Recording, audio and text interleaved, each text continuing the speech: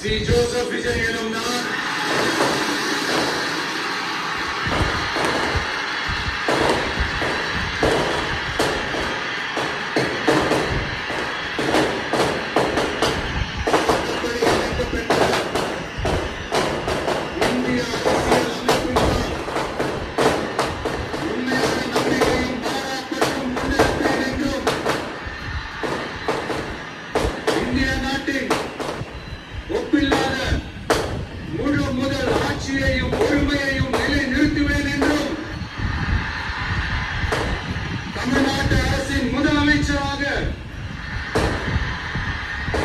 உண்மையாகவும் உளச்சான்றின்படியும்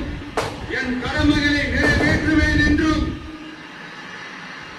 அரசியல் அமைப்பிற்கும் சட்டத்திற்கும் இணங்க அச்சமும் ஒருதலை சார்பும் இன்றி விருப்பு வெறுப்பை விலக்கி